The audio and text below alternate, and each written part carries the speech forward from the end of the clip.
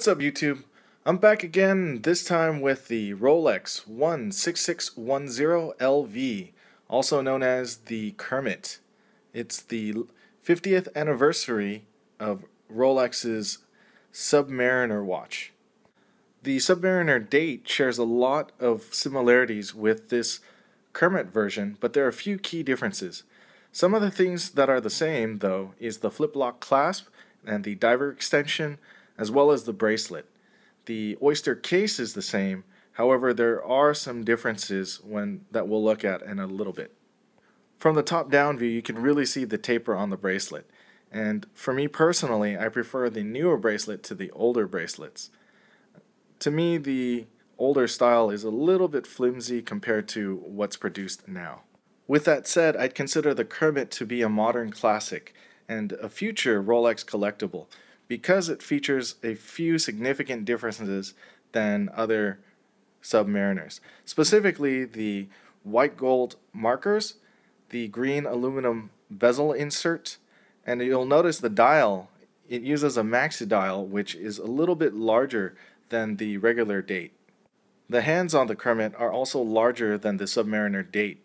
Both feature a trip-lock crown and a unidirectional bezel. This is definitely one of the variations of Rolex that I like to collect, and I do see this as a future collectible. It's relatively rare compared to other Submariners and Submariner dates.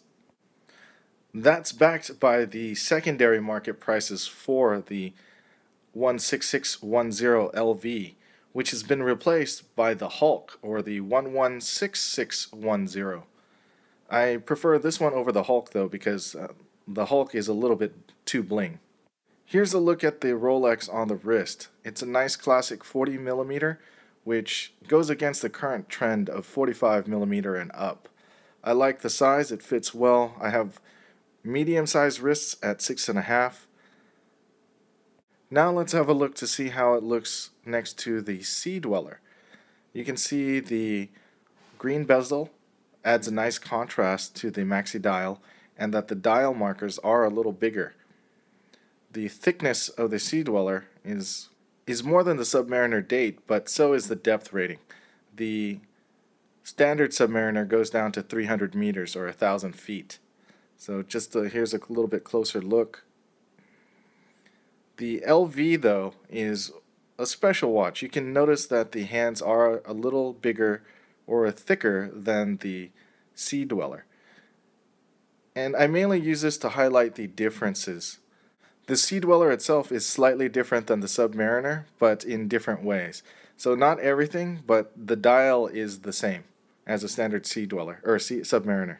I've done a video on this before, but I just wanted to have a look and show the matte finish of the bezel and the gloss finish of the ceramic bezel, so you can see the difference between the old version and the new version, and you decide whether or not you want the classic look or the modern look.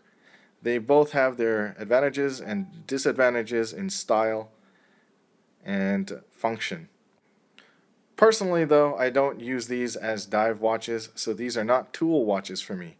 I do like the way they look aesthetically, and the way they function for me is a little different than, say, a tool watch.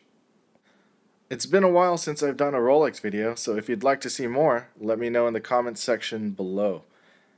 And if you like, please comment, like, and subscribe. Thanks for watching.